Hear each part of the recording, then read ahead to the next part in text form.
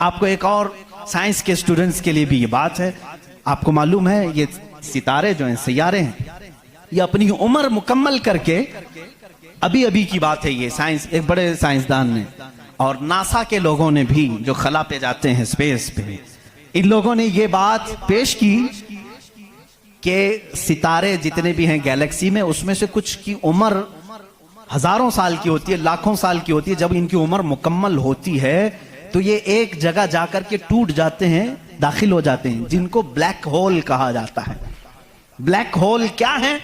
साइंसदान कहते हैं उसकी तहकीक अभी तक नहीं हो सकी। एक बहुत बड़ा सुराख है, बहुत बड़ा सुराख, जिसमें ये सितारे जाकर के खत्म हो जाते हैं, इनकी जिंदगी यहां खत्म होती है। कहीं ये बातें आपको सूखी तो नहीं लग रही हैं? आज बहुत ही ज्यादा साइंस बोल रहे हैं।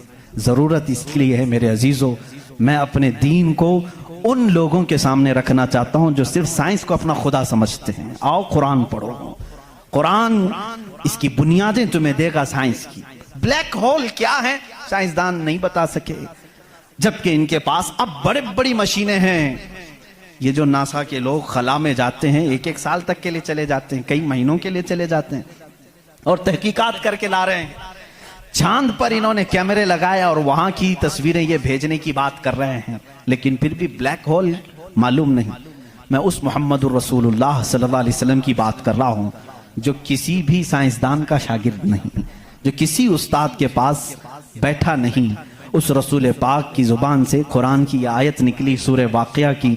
अल्लाह फरमाता ला उक़सिमु बिमवाक़िअन नुजूम इन्नहु लक़समुन लौ तअलमून अज़ीम। अल्लाह फरमाता कसम है उस जगह की जहां जाके सितारे टूट जाते हैं, बेशक अल्लाह रब्बुल इज्जत की इसमें बड़ी शान है, अगर तुम समझ सको। एस्ट्रोनॉमी को कुरान बता रहा है कि ब्लैक होल हैं, मवाक़िउन नुजूम उनको कहा गया है, जहां सितारे जाकर फना होते हैं। अजीजान गिरामी, ये तकलीफ सिर्फ हमारी है कि हमने कुरान अजीम को उस लेवल के एतबार से पढ़ा नहीं है। साइंस के लिए जो लोग MBBS कर रहे होंगे या फिर इंजीनियर बन रहे होंगे, उनसे भी मैं ये दावत देता हूं कि कुरान को भी कभी इस एंगल से पढ़ करके देखो, इसकी निशानियां इतनी अजीम है। मैं समझता हूं कि तुम्हें फिर कहीं इधर उधर मुंह मारने की जरूरत नहीं, मारिफत खुदाबंदी इसी से हासिल हो जाएगी। गौर व फिक्र करो, तुम्हें इसी से अल्लाह रब्बुल इज्जत की मारिफत हासिल हो जाएगी। कोई तो है खालिक। मैं साइंसदानों से भी कहता हूं, आपको एक बात ये भी मैं बता दूं, अभी 18वीं सदी की बात है। 18वीं सदी में अमेरिका का सफर करने वाले एक साइंसदान ने एक नई चीज का इंकशाफ किया। अटलांटिक ओशियन में या समंदर के एक हिस्से में एक ऐसी जगह है जो बिल्कुल ही डार्क है, डार्क स्पेस उसको कहते हैं, यानी वहां रोशनी बिल्कुल नहीं, सूरज की एक किरण भी वहां नहीं आती, इतना वहां पर, इतनी वहां तारीकी है। ये कब? 18वीं सदी में, यानी आज से 200 साल पहले की बात है। उसने इंकशाफ किया, दुनिया को बताया, मैंने एक ऐसी जगह देखी, बहुत ही डार्क है, बहुत अंधेरा है। वो जब वापस आया तो उलमाए रब्बानीयीन ने सूरह नूर की कुरानी आयतें पढ़ी। अल्लाह फरमाता है कि इज़ा अखरज यदहु लम यकद यराह व मन लम यजअलिल्लाहु लहू नूरन फमा लहू मिन नूर। अल्लाह फरमाता है हमने कायनात में एक ऐसी जगह रखी है कि उस पे अंधेरियों पर अंधेरियां हैं, अगर तुम हाथ भी निकालोगे तो हाथ भी नजर नहीं आएगा, हाथ भी नजर नहीं आएगा। ये कहां का? ये इल्मुल बहर जिसको कहते हैं, समंदरों का इल्म रखने वाला, जो पूरी जिंदगी समंदरों की खोज में लगा दिया, वो ला करके बताया। उसने सोचा मैं बहुत बड़ा तीर मारा हूं, लेकिन जब बताया कुरान पढ़ने वालों ने कि ये तो कुरान में है, अल्लाह फरमा रहा है एक डार्क स्पेस है कायनात में जहां तुम हाथ भी निकालोगे तो नहीं नजर आएगा, इतना डार्क है। वो सटपटा गया, परेशान हुआ, मैं इसकी तहकीक करूंगा, ये कुरान में आई कैसे बात। सबसे पहला दुनिया का मैं इंकशाफ करने वाला हूं, मैं इसको सबको बताने वाला पहला फर्स्ट आदमी मैं हूं, ये पहले से कहां से आ गई कुरान। फिर वही दो बातें मैं बताता हूं मेरे अजीजों, उसको भी यही झटका लगा कि ये कुरान उस जमाने में नाजिल हुआ जब साइंस का वजूद नहीं था, और उस पर नाजिल हुआ जिसको दुनिया में किसी ने सिखाया नहीं था। बाद में फिर उसने ये सोचा शायद हो सकता है प्रॉफेट मोहम्मद सल्लल्लाहु अलैहि वसल्लम समंदरों का सफ़र बहुत करते होंगे, उनके समंदरों के सफ़र में शायद कभी ये जगह आ गई होगी, इसलिए उन्होंने अपने मन से कुरान में ये लिख दिया होगा। उसने ये नतीजा निकाला। लेकिन दूसरे ही दिन उसे फिर बड़ा झटका ये लगा कि जब सीरत मुस्तफ़ा पढ़ा उसने, अल्लाह अकबर, हुजूर की 63 साला जिंदगी में आपने एक मर्तबा भी समंदर का सफर किया ही नहीं। ये बहुत बड़ा झटका लगा कि वो मोहम्मद सल्लल्लाहु अलैहि वसल्लम कभी पूरी जिंदगी में समंदर का सफर किए ही नहीं। मेरे अजीजों, इस बात में गलत फहमी में ना आना कि वह समंदरों को नहीं जानते थे। वो मेराज का सफर करने वाला रसूल समंदरों को जरूर जानता है, लेकिन ये हिकमत इलाही थी कि कभी समंदर के सफर करने का इत्तेफाक नहीं हुआ।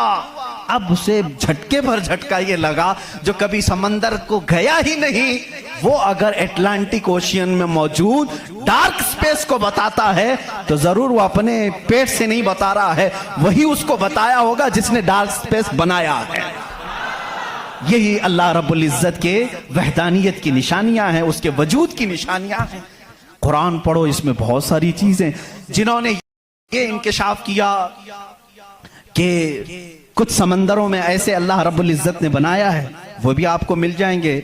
दो समंदर मिलते हैं और दोनों का रंग अलग है, एक समंदर नीला है, एक समंदर पीला है, दोनों का टेस्ट भी अलग है, इधर का मीठा इधर का खारा नमकीन है, लेकिन वो बहुत दूर तक मिलते हुए जाते हैं।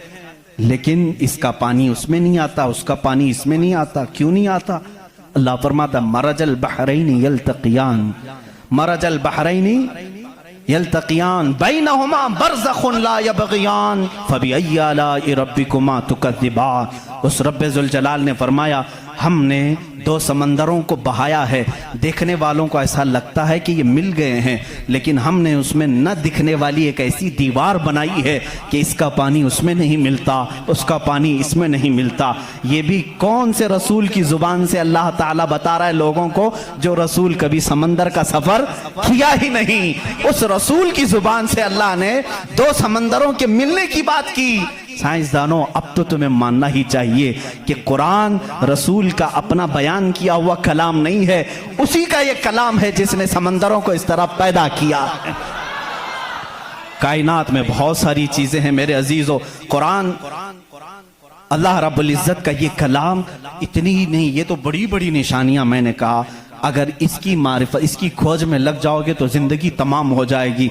मैं तो कहता हूं अल्लाह ने एक बात ये भी फरमाई है तुम्हारे लिए, वफी अनफुसिकुम अफला तुबसिरून। अल्लाह फरमा रहा है तुम इधर उधर निशानियां ढूंढ रहे हो, हमने तुम्हारी जात में अपनी निशानियां रखी हैं, तुम नहीं देखते? तुम्हारी जात में हमारी निशानियां हैं, तुम नहीं देखते? इतनी निशानियां हैं, इसके लिए आपको कई उलूम पढ़ने की जरूरत है। जाहिर सी बात है, इंसान के एक एक पार्ट पर जो रिसर्च करता है वो अपने वक्त का एक बड़ा डॉक्टर बनता है। खाली सिर्फ दिल पर जिसने रिसर्च किया वो कार्डियोलॉजी है, जो सिर्फ किडनी पर रिसर्च किया वो नेफ्रोलॉजी है, और जो सिर्फ रगों को देखा है वो न्यूरोलॉजी है। पार्ट पार्ट पर इन्होंने पूरी जिंदगियां खत्म की। पूरे इंसान को पढ़ा किसने? आज कौन पढ़ा है? इसीलिए इमाम आजम अबू हनीफा रहमतुल्लाह अलैह ने फरमाया, मन आरफ नफ्सहू फक़द आरफ रब्बह। जिसने सिर्फ अपनी जात को पहचान लिया वो अपने रब को पहचान लेगा। तुम्हारे जिस्म में जिस तरह की चीजें अल्लाह ने बनाई, डॉक्टर से जाकर के पूछो कि हमारे जिस्म के अंदर का जो निजाम है, एक बार जो नस कट गई 1000 डॉक्टर मिलकर के वो नस नहीं कायम कर पाते। ये रगों का सिलसिला ऐसा है। और फरमाया गया, बल्कि तहकीकात बताती हैं, हमारे जिस्म के अंदर मौजूद ये नसों को, रगों को निकाल करके अगर बिछा दिया जाए, कई 1000 किलोमीटर लंबी हो जाएंगी, कई 1000 किलोमीटर लंबी हो जाएंगी। ये नसों का इतना लंबा सफर हो जाएगा। इतना सारा मवाद अल्लाह ने तुम्हारे जिस्म में रखा। और रब ताला ये फरमाता है, मफाही में आयात में बयान कर रहा हूं, कभी आपने सोचा हमने जुबान से जो जो चीजें खाई, अल्लाह अकबर, मैं एक बड़े मुहक्किक के हवाले से कहता हूं, रोटी को उन्होंने कहा तुम्हारी रोटी, तुम्हारे खाने अल्लाह की निशानियां है। मैंने पूछा रोटी भी निशानी है अल्लाह की? कहा हाँ। तुम एक रोटी को कहां कहां से हासिल करते हो? अनाज खेत से लिया, फसल जब आई उसको कुटाया, पिसाया, आटा बनाया, फिर घर में लाया, गूंदने के लिए दिया, आटा गूंदा गया, रोटियां बेली गई, तवे पर रखी गई, बन गई। कितनी मंजिलों से गुजरी, खेत से आई, पिसाई में गई, गुंदाई में गई, पकाई में गई, अब उसके बाद रेडी होकर तुम्हारे बर्तन में आई। इसके बाद तुमने क्या किया? अब तक सब तुम्हारा इख्तियार चल रहा है, तुम अपनी मर्जी से कर रहे हो। गेहूं का लाना है, जौ का लाना है, जवार का लाना है, किसका लाना है, तुम्हारी मर्जी। आटे से कितना गूंदना है, नरम गूंदना है, मोटा गूंदना है, तुम्हारी मर्जी। रोटी मोटी पकानी है, पतली पकानी है, तुम्हारी मर्जी। रोटी पक जाने के बाद 4 टुकड़े करने, 5 टुकड़े, 2 टुकड़े, तुम्हारी मर्जी, सब तुम्हारी मर्जी है। इसके बाद तुम चबा करके खा गए, उस रोटी को चबाकर खा गए, निगल गए। ये रोटी जब हलक से उतर गई, अब तुम्हारी मर्जी नहीं है। उस एक ही रोटी से गोश्त भी बनता है, उसी एक रोटी से खून भी बनता है, उसी एक रोटी से मनी भी बनती है, उसी एक रोटी से पीप भी बनता है, उसी एक रोटी से कफ और बलगम भी बनता है। उसी एक रोटी से सब चीजें बन जाने के बाद हमारे फुजलात भी निकलते हैं। मैं नहीं समझ पाया। मेरे अजीजों मुझे बताओ, एक रोटी लो, उसके एक टुकड़े से तुम गोश्त बना के दिखाओ, दूसरे टुकड़े से तुम खून बना के दिखाओ, तीसरे टुकड़े से तुम पीप बना के दिखाओ, चौथे टुकड़े से तुम बलगम बना के दिखाओ, नहीं कर सकोगे। इसलिए कि सिर्फ गूंदने पकने तक तुम्हारी मर्जी चलती है, हलक से नीचे उतर जाने के बाद खुदा कदीर और जब्बार का निजाम चलता है। तुम्हारे रिस्क में उसकी निशानियां हैं। कौन है जो बनाता है हमारे जिस्म के अंदर इस रोटी से हमारे जिस्म का हिस्सा? पूछो, जाकर किसी से भी पूछो, ये हमारा जिस्म मोटा ताजा गोश्त कैसे बन गया? ये खाने अच्छे खाओगे, इससे बन गया। हमने कहा हम खाने काजू बादाम भी खा रहे हैं तो भी गोश्त बन रहा है, रोटी खा रहे हैं तो भी गोश्त बन रहा है, चावल खा रहे हैं तो भी गोश्त बन रहा है। और खून ऐसा लिक्विड है कि बाजार में मिलता नहीं, किसी इंसान का ही लेना पड़ता है। इसको कौन बनाया है? कहा इसको भी रोटी से ही बनाया है, काजू बादाम से ही बनाया है, फलों से ही बनाया है। हम पूरी दुनिया की ग़िज़ाएं लाकर चक्की में पीस करके भी खून का एक कतरा नहीं पैदा कर सके, लेकिन वो रब्बे ज़ुल जलाल हमारे लुक़मे के नीचे जाते ही निज़ाम को शुरू फरमा दिया है। कैसा वो निज़ाम है, कैसा वो निज़ाम है। ऐ मेरे अजीज़ों, इसीलिए मेरा मौला फरमाता है फी अनफुसिकुम अफला तुबसिरून, तुम्हारी ज़ात में मेरी निशानियां हैं, क्यों तुम नहीं देखते, क्यों तुम नहीं देखते? आपको अगर मैं ज़ातियात, नफ्सियात, तबईयात, ये जो उलूम हैं इस पर गुफ्तगू करूं तो एक बड़ा अलग टॉपिक हो जाएगा। अल्लाह ताला ने इस निज़ाम को कैसे बैलेंस रखा है जानते हैं आप? कभी आपको मालूम है हमारे कानों में एक अलाइनमेंट होता है, जैसे व्हील अलाइनमेंट करते हैं, हमारे दोनों कानों के बीच में एक कतरा छोटा सा अल्लाह ने रखा, ये बैलेंस को बरकरार रखता है। जो सनकी होते हैं, जिनको कहते हैं पागल हो गया, झोले खाता रहता है, ये कौन लोग हैं जानते हैं आप? जिनको कभी कभार फीड्स आ जाती है, चलते चलते आड़े टेढ़े हो जाते हैं, ये कौन है? जिनका सिर्फ वो कानों के बीच का एक कतरा भी हिल गया, तुम्हारा बैलेंस बिगड़ जाएगा। तुम खड़े कैसे होते हो? 2 पैरों पर सीधे खड़े रहते हो, जब तक चाहो खड़े रहो, चलना चाहो तो सीधे चलते हो। अगर वो बैलेंस चूक गया, जैसे कार व्हील अलाइनमेंट छूटने से इधर उधर जाने लगेगी, तुम्हारे पैर लड़खड़ाने शुरू हो जाएंगे। इस एक हल्के कतरे से अल्लाह ने तुम्हारे पूरे वजूद को रखा है। तुम्हें टेढ़ा करने के लिए सिर्फ उस कतरे को जुम्बिश देने की जरूरत है, सिर्फ जुम्बिश देने की जरूरत है। मैंने साइंस की एक तहकीक पढ़ी, अल्लाह अकबर, हैरत होती है। उन्होंने ये तहकीक करके बताया, ये जो तुम्हारी पलकें झपकती हैं, खुलती भी हैं, झपकती भी हैं, जानते हैं आप ये कितनी हल्की हैं और किसी को एहसास भी नहीं होता कब झपकी कब खुली, किसी को एहसास नहीं होता। कहा इसके अंदर कौन सी ताकत है? क्या रबर है, मैग्नेट है, कैसे ये कैसे होती है? इसको एक साइंसदान ने कहा कि अगर किसी की पलक झपकना छूट जाए, नहीं झपक सकती, तो उसको बिल्डोजर से खींच के भी बंद नहीं कर सकोगे, इतनी ताकत लगा करके भी उसे बंद नहीं कर सकोगे। ऐसा फ्लेक्सिबल है, ऐसा रबर है। और अगर बंद हो गई तो खोल भी नहीं सकोगे, पूरी ताकत लगा के टूट के फट जाएगा ये पलक, खुलेगी नहीं, नहीं खुलेगी। झपक गई तो वही रह गई, खुली तो बंद नहीं होगी। पूरी दूसरी कोई भी अल्टरनेट ताकत से अगर तुम चाहो इसको बंद करना या खोलना नहीं कर सकोगे। उन्होंने कहा बस हमारे इन पलकों में अल्लाह ताला ने एक हल्का सा रबर रखा है जो फ्लेक्सिबल है और बगैर तुम्हारे चाहे भी ये हिलती है, बंद होती है। और कहा कि अगर इन पलकों में ये झपकने और खुलने का मादा ये खत्म हो जाए, ये रबर, ये फ्लेक्सिबिलिटी खत्म हो जाए, तो वो इंसान पागल हो सकता है, बल्कि आंख न बंद होने की वजह से वो मर भी सकता है। वफी अनफुसिकुम अफला तुबसिरून। हम इन तमाम नेमतों को समझ नहीं पाते, बल्कि दिन में हजारों बार झपकते हैं, खोलते हैं, एहसास नहीं है इस नेमत का। अगर ये बंद होना खत्म हो जाए या बंद हो गई, खुल ना सके, तो क्या कर ले जाओगे? कुछ नहीं कर सकोगे। बल्कि मेरे अजीजों, तुम्हारे जिस्म पर मौजूद ये रोंगटे, ये बाल भी अल्लाह की अलामत हैं, निशानियां हैं। जानते हो बाल सब एक ही तरह के हैं, लेकिन अभी 2 ही दिन कबल मैं पढ़ रहा था, जहन क्या है जाता नहीं इन चीजों की तरफ, क्योंकि मामूल पे चल रहे होते हैं। एक साहब ने मुझसे सवाल किया कि हजरत बाल जो है हमारी आंखों पे भी हैं, पलकों में, और ऊपर भवों पे आईब्रो भी हैं, और बाल सर पे भी हैं और दीगर जगहों पर हैं। सर के बाल और दीगर जगहों के बाल बढ़ते हैं, ये बाल बढ़ते क्यों नहीं? बाल सेम है, बाल सेम है, ये बढ़ते नहीं, और ये बढ़ते ही रहते हैं, इनको जितना काटो बढ़ते ही रहते हैं। ऐसा क्या है? अल्लाह अकबर। उस दिन मुझे हैरत हुई, मैंने कभी इस चीज पर तवज्जो नहीं की, कभी नहीं सोचा। हो सकता है आपका जहन न गया हो।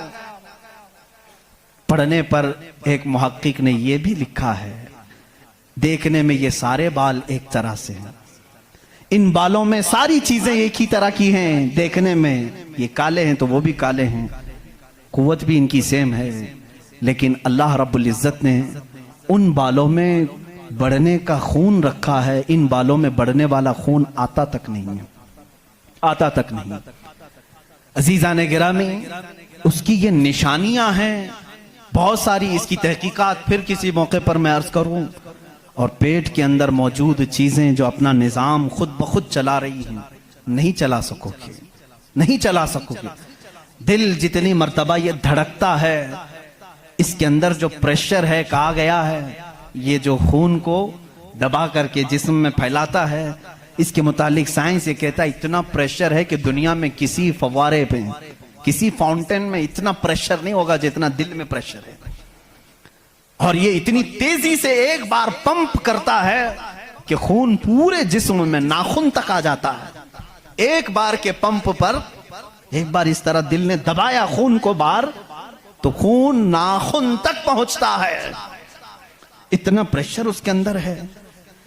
अमेरिका की एक लेबोरेटरी में एक पाकिस्तानी आलिम दीन गए थे, कार्डियोलॉजी थे वो डॉक्टर, वो एक आलिम को लेकर के गए, और कार्डियोलॉजी नहीं, रेडियोलॉजी भी गालिबन कुछ है, जिसमें आवाजें सुनने का आला होता है, एक मशीन होती है जिस्म के अंदर हरकत करने वाली हर आवाज को उसमें सुना जा सकता है। पलक आप झपकते हैं, आप सांस लेते हैं, तो इसकी आवाज कैसी होती है। तो उन्होंने कहा आज चलिए लेबोरेटरी में मैं आपको बताता हूं कि दिल की आवाज, हम तो यहां हाथ रखते हैं तो धक धक धक की आवाज आती है। तो उन्होंने कहा हम आपको इससे सुनाते हैं। एयरफोन लगाए गए, बड़ी बड़ी मशीनें थी, हल्की सी भी वहां पर हवा भी आती तो उसकी जोर आवाज आती है। वो एक लैब है। ये आलिम दीन कहते हैं मैंने सुना दिल की आवाज। मैंने पूछा उस डॉक्टर से कि आपके हाँ हर आवाज का नाम लिखा गया है, दिल जो आवाज करता है इसका क्या नाम है आपके यहाँ? कहते हैं दिल जो है लप लप लप लप ये आवाज करता है, साइंस में ये लिखा गया है। और मुस्कुरा है, कहा थोड़ी सी खता हो गई, बल्कि दिल कहता है रब रब रब रब। हर इंसान का दिल जो धड़कने की आवाज आती है मशीनों से उन्होंने खुद सुना। हाँ, हो सकता है कुछ तोतले लोग होते हैं रा को ला कह जाते हैं, हो सकता है तुम्हें लप लप लप सुनाई दिया हो, मगर मेरा ईमान ये कहता है हर दिल रब रब रब ही कहता है। जो उसको धड़कन दिया है अगर वो दिल उसे याद ना करे, अजीजा ने गिरामी, कायनात की बहुत सारी चीजें उसकी निशानियां हैं, समंदरों में उसकी निशानियां हैं। आपको मालूम है समंदरों का इल्म, इल्मुल बहर जिनको मालूम है, जो गौते लगाते हैं, वो कहते हैं जमीन पर जितनी मखलूकात है इसके 10 गुना ज्यादा मखलूकात समंदरों में मौजूद है। समंदरों में यहाँ जितने कीड़े देख रहे हो, कितने मकोड़े देख रहे हो, यहाँ जितने किस्म की मखलूकात आप देख रहे हैं इसके 10 गुना ज्यादा मखलूकात समंदरों के अंदर है। कौन है जो उनके रिस्क का इंतजाम करता है? कौन है इनकी परवरिश पर? समंदरों का इल्म अलग है। कहते हैं हम अंदर जाते हैं तो उसके अंदर इतनी चीजें कि हर बार नई चीजें दिखती हैं। और उन्होंने कहा कि कई लाख किस्म की मछलियां गिन ली गईं, लेकिन हर बार गोता लगाते हैं तो फिर नए रंग की मछली नजर आती है। इनको रंग देता कौन है उसके अंदर? अजीजा ने गिरामी, समंदरों के इल्म में लोगों ने कहा इसकी गहराइयों में क्या क्या मौजूद है। कुछ बातें तो अकल तस्लीम करती हैं, जैसे आपको मैंने कहा समंदर में मछलियां हैं, अंदर पेड़ पौधे भी हैं, आप सब तस्लीम करेंगे, होते होंगे, मखलूकात हैं, हाँ होते होंगे, सब होते होंगे। लेकिन एक कुरान के फरामीन तफासिर में यह कहा गया है समंदर के अंदर आग भी है। आप कहां से तस्लीम करोगे? समंदर के अंदर आग है, कैसे तस्लीम करोगे? जाहिर सी बात है तुम इनकार करोगे, पानी और आग हो ही नहीं सकता, और वो भी पानी हल्का फुल्का पानी नहीं, समंदर का जोशीला पानी। और यहां पर इस्लाम में ये बातें कही गई हैं कि समंदर के अंदर आग है। लेकिन ये दुनिया को उस वक्त नजर आ गया जब सुनामी आई थी। इंडोनेशिया में जो साहिल पर सुनामी की लहरें जिन्होंने देखी, जिसकी रफ्तार 2000 किलोमीटर पर आवर थी, 2000 किलोमीटर पर आवर की रफ्तार से वो पानी चल रहा था, और उसकी हाइट जो मौजों की वो 200 फीट ऊंची थी। 200 फीट ऊंची लहरें 1000 किलोमीटर पर आवर की रफ्तार से जब जा रही थी, तो मुशाहिदा करने वालों ने कहा जब वो लहरें चलती थी तो पीछे आग के शोले निकलते थे, समंदर में आग के शोले निकलते थे। आज साइंस इस बात को तस्लीम कर चुका है, समंदर में कई ऐसे पहाड़ हैं जो आतिशफिशा हैं, जिनको वोल्केनो कहा जाता है। आग उगलने वाले पहाड़ हैं, आग उगलने वाले पहाड़ हैं। वो कई महीनों में और सालों में अपने अंदर मौजूद आग को बाहर उगलते हैं, तो समंदर में तुग़यानी आ जाती है, समंदर के अंदर मौजों की भंवर आ जाती है। ये तमाम चीजें आज साइंस कह रहा है, मेरा मौला कुरान में इस चीज को बयान फरमा रहा है। जबकि फिर मैं आपको बता रहा हूं, कुरान उस माहौल में उतरा जब साइंस नहीं था, और उस रसूल पर उतरा जो समंदरों का सफर नहीं किया था। अल्लाह तबारक व तआला ने पहाड़ों के इल्म के मुतालिक कुरान में बयान फरमाया, सितारों के इल्म के मुतालिक, समंदरों के इल्म के मुतालिक, जमीन का ये जियोफिजिक हो, एस्ट्रोनॉमी हो, सितारों का एस्ट्रोलॉजी हो, इल्मुल फलकियात हो, उसके बाद नबातात, ये पेड़ पौधों के इल्म के लिए भी कुरान मौजूद है। अल्लाह रब्बुल इज़्ज़त इनके मुतालिक भी फरमा रहा है, इनके जोड़ बनाए गए। आज दुनिया ये कह रही है कि एक पेड़ को दूसरे पेड़ से लगाते हैं तो फल अच्छे आते हैं, फल अच्छे आते हैं। ये हदीस पाक में मिलता है। मदीने तैयबा में कलमी करते थे सहाबा उस वक्त खजूरों की। अजीजा ने गिरामी, पेड़ पौधों की जब तहकीकात होती हैं तो अब इस पर भी साइंस हैरान है कि हमने फूलों को देखा, ये फूल जब खिलते हैं तो इसमें अचानक आकर के पेंट कौन कर जाता है, ये रंग कौन डालता है। हमने दरख्तों को हरा ही देखा है, हरे ही होते हैं, लेकिन जब फूल निकलते हैं तो ये रंग आता कहां से है। उसकी तहकीक करते करते डालियों को लोगों ने चीर दिया, पत्तों को फाड़ दिया, लेकिन फूल का रंग पूरे दरख्त में कहीं नहीं पाया, कहीं नहीं पाया। इन पौधों को और इन फूलों को कौन रंग देता है। बल्कि हद तो यह है मेरे अजीजों, उसकी सबसे बड़ी चीज ये निशानियों में से ये भी है कि पेड़ पौधों को तुम लहलहाते हुए आज देखते हो, इनकी पैदाइश पर क्या तुमने गौर व फिक्र नहीं किया? ये कैसे पैदा होते हैं, कैसे निकलते हैं? अल्लाह अकबर। इनको तुमने जमीन के अंदर बो दिया था, मिट्टी डाल दी थी और उस पर पानी डालकर बराबर कर दिया था, लेवल कर दिया था, और अचानक दूसरे दिन तीसरे दिन जाकर देखते हो वो जमीन का सीना चीर कर बाहर आया हुआ है। इतना ही नहीं, वो छोटा सा कोंपल निकला हुआ पौधा बाहर आता है। अब वो कितनी चीजों को फेस करता है, हवाओं का भी मुकाबला कर रहा है, तूफान भी आ रहे हैं, लेकिन वो पौधा वहीं लगा ही लगा है। छोटे पौधे को बड़ी से बड़े तूफान हिला के नहीं कर सके। कौन है वो हल्के पौधे की हिफाजत कर रहा है? बड़ी बड़ी हवाओं से, वो बड़ी बड़ी ताकतों को उड़ा ले जाने वाली हवाएं आती हैं, लेकिन हल्के पौधे की हिफाजत हो रही होती है। वो फसलें लाने तक कौन है उनकी हिफाजत करता है? कुरान में 20वें पारे की शुरू की आयतें पढ़ोगे, आपका यकीन ताज़ा हो जाएगा। अम्मन खलक़स समावाति वल अर्द व अंज़ल लकुम मिनस समाइ माअ फ़अंबतना बिही हदाइक़ ज़ात बहजा मा लकुम अन तुंबितू शजरहा अ इलाहुम मअल्लाह। क्या अल्लाह के सिवा कोई है? अल्लाह फरमाता, कौन है जिसने जमीन को तुम्हारे लिए करार बनाया? कौन है जो जमीन को फाड़ करके उसमें नहरें बनाया? कौन है जो तुम्हारे लिए आसमानों को छत बनाया? कौन है जो इसमें से तुम्हें रंग बिरंगे पौधे निकालता है? क्या अल्लाह के सिवा कोई है? अ इलाहुम मअल्लाह। इस तरह की 5 आयतें जिसमें सवाल है, अ इलाहुम मअल्लाह, क्या अल्लाह के सिवा कोई है?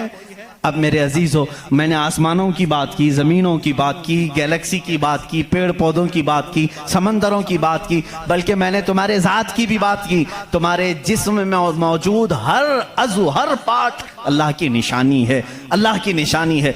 तुम में से कोई भी एक अज़ू दूसरा डुप्लीकेट बना नहीं सकता। बनेगा तो साफ नजर भी आएगा। आंख चाहे तो बकरे की लगा लो, लेकिन दिखाई कुछ भी नहीं देगा। इस आंख के अंदर जो चीज मौजूद है वो दूसरा इसकी कॉपी कर नहीं सकता। रोबोट तो बहुत बना लिए, लेकिन जीने वाला, फीलिंग रखने वाला इंसान दूसरा तख्लीक नहीं किया जा सका। बल्कि वो कुरान में अल्लाह चैलेंज कर रहा है, तुम तो इंसानों के अभी ये कह रहे हैं कि जनीन बनाए जा रहे हैं, यानी हम डुप्लीकेट इंसान बनाने की कोशिश कर रहे हैं, यहूदी इस पर रिसर्च कर रहे हैं, लेकिन मौला तो फरमा रहा है कि ये एक मक्खी भी बना नहीं सकेंगे। 17वें पारे का आखिरी सफ़ा है जिसमें रब तबारक व तआला फरमाता है कि लन यख्लुकू ज़ुबाबन वला विज्तमऊ लह, ये सारे के सारे मिलकर के एक मक्खी नहीं बना सकेंगे। दअफ़त तालिबु वल मतलूब, ये कितने ही कमजोर किस्म के लोग हैं जो दूसरी तख्लीक की बात कर रहे हैं। इसीलिए मेरे अजीज हो, जब कोई बना नहीं सकता, इसीलिए इस्लाम ने कहा अपने हाथों से भी कोई जिस्म न बनाओ, इसलिए कि तुम खुदा बनने की कोशिश कर रहे हो। बनाना किसी के जिस्म को सिर्फ काम है, अल्लाह का काम है। अपने हाथों से कोई चीज तामीर, यानी शक्ल और सूरत वाली कोई भी चीज ना बनाओ जो अल्लाह की तख्लीक है। ऐसी चीजें जिसमें जान है, जो चलती फिरती हैं, इन चीजों को बनाने के लिए मना इस्लाम ने इसीलिए किया कि तुम कुदरत की तशबीह चाहते हो, अल्लाह रब्बुल इज्जत की बराबरी करना चाहते हो, तुमसे ये मुमकिन भी नहीं हो सकेगा। देखते हो आज हमारे यहाँ नाटक है, हमारे यहाँ लोगों का अंधविश्वास हम देख रहे हैं। बेवकूफ़ी की हद हो गई, हद हो गई आज भी कि लोग अपने हाथों से जिसको बनाए। मैं आपको बनाऊं, खुदा कौन है, तुम्हारा यकीन क्या होना चाहिए और दुनिया क्या चाहती है, मैं सबको खुलेआम मैसेज दे रहा हूँ, सबके लिए। कुछ लोग ये समझते हैं हमको खुदा बनाना पड़ेगा, पैसे लाना पड़ेगा, बना नहीं सकते तो मार्केट में जाना पड़ेगा, लाल पीला काला नीला खुदा खरीद करके लाना पड़ेगा, और उसके हाथ भी होंगे, 4 होंगे कि 5 होंगे कि 6 होंगे, ऐसे हाथों वाला हमको लाना पड़ेगा। कैसे? अरे वो खुदा चल के भी नहीं आएगा, उसको उठा करके लाना पड़ेगा, बैठेगा खुद नहीं बिठाना पड़ेगा, सोएगा खुद नहीं सुलाना पड़ेगा, और उठेगा भी खुद नहीं उठाना पड़ेगा, और उसे वो डूबेगा भी खुद नहीं डुबाना पड़ेगा, टूटेगा भी खुद नहीं तोड़ना पड़ेगा, खाएगा कुछ नहीं उसे जबरदस्ती खिलाना पड़ेगा। लोगों को दिखाने के लिए। लोगों ने अगर अपने दिमाग से इसको खुदा समझा है तो मैं कहता हूं मुसलमान का अकीदा यह है, मैं मजबूर हूं, मैं अगर नहीं सो सकता तो वो सुलाता है, मैं अगर उठ नहीं सकता तो वो उठाता है। मैं खुदा को उठाता नहीं, मैं खुदा को बिठाता नहीं, बल्कि मेरा अकीदा यह है खुदा मुझे बिठाता है, खुदा मुझे चलाता है, खुदा मुझे सुलाता है, खुदा मुझे खिलाता है, खुदा मुझे पिलाता है। जब मुझे भूख लगे तो वो खिलाता है, जब मैं नंगा हूं तो वो पहनाता है, जब मेरी जान चली जाए तो वो मेरा हिसाब करता है। हम उस खुदा की तस्लीम, उस खुदा का अकीदा रखते हैं कि हम मोहताज हैं, वो मालिक व मुख्तार है। अकीदा ये हो, अकीदा ये हो, अपने हाथों से बनाई हुई चीज को, अरे तुम्हें तो फख्र करना चाहिए। अरे आज तू खुदा बना बैठा है, उसे उसको फख्र से देखो, कहो अरे तू क्या खुदा है, मैं ही तो बनाया हूं तुझे। कभी बनाने वाला ये कह सकता है ना।